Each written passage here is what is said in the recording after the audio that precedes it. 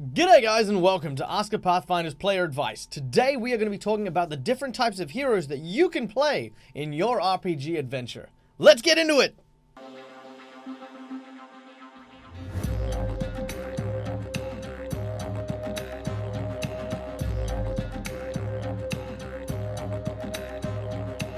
Alright guys, first and foremost I'm going to start with a disclaimer. Look, you don't have to play a hero when you play RPGs, but I'm going to be honest with you guys. A lot of the modules, a lot of the adventures are geared towards heroic sorts, doing heroic things for heroic reasons to find the magical MacGuffin and bring it for heroism back to wherever it is they came from.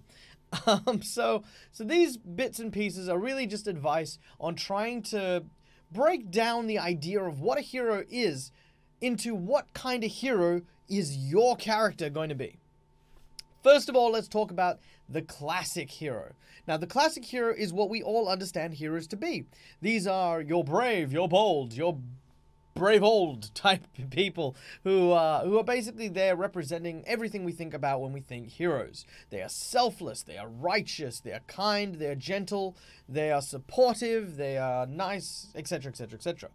Now, a lot of you are sitting there in the audience going, oh my god, who wants to play one of these characters? Well, the thing is that there are so many different types of classical heroes that it's often easy to forget that you don't need to, again, and I know I'm always saying this, you don't need to swing for the fences. You don't need to play the be-all, end-all hero. You can be a little heroic. And I'm going to quote something from the Deadpool movie, which, you know, in hindsight, I actually never realized or never thought that I would get to that point where I was, you know, quoting Deadpool. It wasn't Deadpool, though, but, you know, it is... A lot of people think you must wake up hero, brush hair like hero, clean teeth like hero. But being a hero comes down to 5 moments. That's it. The exact same, very poorly paraphrased quote can be applied to your role-playing adventure. You do not need to wake up a hero, brush your teeth like a hero, do all these things like a hero. You just need to wait for those moments where your character is going to be challenged and do the right thing. That's all it takes to being a hero. If I were to give anyone advice onto how to play and how to make their own classic type of hero, it would be selfless. If you have to pick any virtue, go with selflessness, because you could be doing some dastardly stuff but still fall into the classic hero category as long as you're being selfless about it. If you want to get money, don't get money just for yourself. Get money for your team. If you want to, say, kill someone sneakily behind everyone's back, well, okay, that's kind of rough, you know, that's sort of more sneaking into one of the other categories of hero, but as long as you're doing it selflessly, you're not doing it because you're scared that they'll come after you later, but because, look, my friend is not strong enough to kill this person, so I'm going to kill this guy who needs to die for my friend. Again, selflessness is one of the biggest things, I think, to make classical heroes. Alright, next category, the everyman hero. Now, the everyman hero is your slice of life hero. He is the lower common denominator. He is the underdog. He is the person who is on an adventure he doesn't necessarily want to be on. The best example of this is Bilbo Baggins. Okay, Bilbo loved his life. Sitting in his home, enjoying his pipe weed, chilling out when this wizard shows up with a whole bunch of dwarves and then throws him headfirst into an adventure. This is the tale of the everyman hero. He is an ordinary person with no outstanding or glorified traits. He is not someone to be admired or to be kind of, praised for their action, but there's someone who, despite being so ordinary, gets placed into a situation where they have an opportunity to thrive and become something greater. To play one of these characters, all you need to remember is that at the start of the game, when you introduce your character, when you bring him into the adventure, start with simple motives, things that are very run-of-the-mill. You like the girl next door and you want to propose to her, but her dad hates your guts. You want to save up enough money so that you can travel or buy medicine for your sick mom. These simple motivations can guide an everyman hero from being this rather mundane and unassuming individual into becoming an awesome hero. These guys are a lot of fun, and I'd highly recommend, if you've never played one, to definitely try one, because a lot of people ask me, like, you know, oh, what's your most powerful character? What's your strongest this? What's your most dangerous that? Look, when it comes down to it, the most interesting story you can play is the story of David and Goliath. David being weak, unassuming, you know, simple, using a sling of all things, against a giant monster like Goliath. It is more interesting to see that moment where David defeats Goliath than it is to watch two Goliaths just arm wrestling. You know, it's just, I mean, yeah, it's Goliath beat Goliath, hooray, you know, one of the Goliaths we're going to win, may as well have been that one. So your everyman hero represents that. It represents the underdog fight. And as an Australian, you know, Aussie, it's all about the underdogs, right? The underdogs need to win. Just passionate, patriotic passionism. I love the everyman hero. If you do get a chance to, definitely play one. All right, next step is the conflicted hero. Now, this is a very common stereotype for a lot of superheroes who have the dual identities and they're conflicting between their normal life and their superhero life, or the whole power over responsibilities thing where they're, should I be a hero or should I let my powers, you know, get me nice things? The conflicted hero is one who must make a decision to do good because they have the power to do evil. The best example of this, as I've already kind of half quoted, is the story of Spider-Man. Now, I hope that everyone has already gotten the story of Spider-Man. If you don't, spoiler warning, I guess, but if by this stage you don't know the story of Spider-Man, you know, I mean, what's wrong with you? Go read a Spider-Man comic. So the story of Spider-Man, when he first got his powers, was that he actually went and did some work as a wrestler. However, he was shafted by the wrestler's manager, who refused to pay Peter Parker for his valiant effort in the ring. Getting into a fight with Uncle Ben earlier on that day, Uncle Ben was out in the streets looking for Peter. Now, meanwhile, at the wrestling ring, the wrestling manager had his funds stolen by a thief who ran past Spider-Man, who had just simply allowed him to leave. Spider-Man was angry at the manager for not paying up. He at that time was not a costumed vigilante hero. He was simply a guy trying to get a paycheck. Letting this guy go, however, proved to be one of the most defining moments for the hero, because as soon as that thief left the wrestling arena, he shot and killed Peter Parker's beloved Uncle Ben. Now, this moment here was a massive definition of the hero's conflict, because at that point, Peter lost it. He, you know, went after the crimed individual, grabbed hold of him, and came to a choice of, do I seek vengeance? Do I kill this man for killing Uncle Ben? Or do I go down another path? Do I follow Uncle Ben's time-honored saying, with great power comes great responsibility? And this conflict is where you want to build your character. You want to have your character have some sort of advantage or some sort of power that they could use for their own purposes, but they choose to use it for good, or they choose to use it for heroic purposes. Now, before anyone jumps to conclusions and says, well, I'm going to raise zombies and then go have them save people from fires. Okay, listen. You need to have power, but your power still needs to come from you, right? You raising zombies and stuff like that, you know, I'm not even going to get into this argument, but try not to do evil to do good. This goes into a different category, which we will talk about later. But if you are strong, if you are powerful, and you could take stuff for yourself, and you choose to instead be the gentle hand that helps other people, that is being a conflicted hero. Next up is the epic hero. Now, the epic hero, which is an awesome name, by the way, and I want to do something dramatic for this. Let me try that again.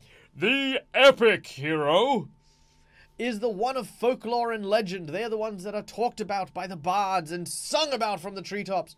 These are the people who do and undergo these great and fantastic tasks in order to become immortalized in tales. Now, it's very hard to start a game with one of these guys because, well, your adventure should be how your character becomes an epic hero. But on the other hand, you yourself could already preemptively have something along that line. It could be that tales told from a small town of turnip growers. There was a man who was as tall as a giant. They say that he would rip turnips out of the ground with his single arm and would eat them whole. And this could all be exaggeration, but, you know, your character could be a 6-foot tall barbarian. And you could be gentle as a bunny rabbit. But that folk story, that lore, that legend that sort of floats around with you, that's what turns you into an epic hero. So, yeah, creating a story beforehand, or even talking to your GM about a prophesized destiny for your character to eventually become immortalized, can also really play well into that whole thing. A great example is I have a character who is a barbarian, whose entire motivation, he is incredibly vain, and I have no idea where he gets it from. His entire motivation is to have his story told for the ages. So he comes up with all these really weird titles for himself, even weird titles like, you know, Slayer of the creature that kidnaps children, Stabber of the giant of the Darklands, Knower of East. You know, lots of stuff like that have, you know, just been part of that character, and he is building his own story. So playing an epic hero that way also kind of works. It's all about the story with these characters. Alright. Next up is the tragic hero, which is a hero that undergoes a kind of downfall due to their own actions. They have done something that has led to a terrible catastrophe and has shaped them. Now this downfall usually doesn't have kind of a happy ending. Usually it just kind of keeps getting worse and worse and worse, and there's kind of this melancholy sadness that surrounds this tragic hero. Spider-Man borderlines a tragic hero because, again, as you can tell, Spider-Man's pettiness at letting the thief go is what got Uncle Ben killed. He, however, doesn't really just fall over and die. And, you know, it's not a sad ending for Spider-Man. He goes on to be one of the greatest heroes of the Marvel Universe, beloved by many, with lots of incredibly hot girlfriends, and, you know, I think in one universe he's even got his own company. So, you know, he kind of veers away from the tragic hero and becomes his own hero.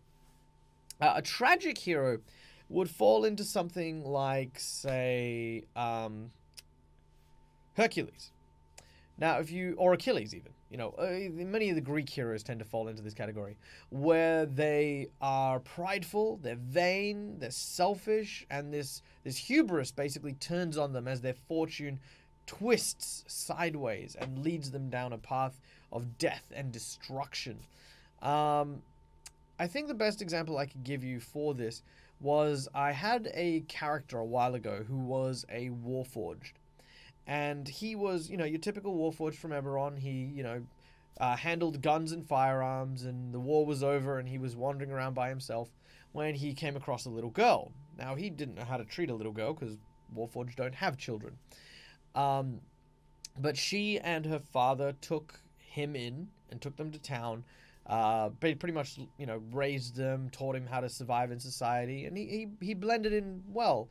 The people in town, however, were frightful of him and hated him for it. They would, you know, basically be full of fear and judgment as this Warforged was walking around their town.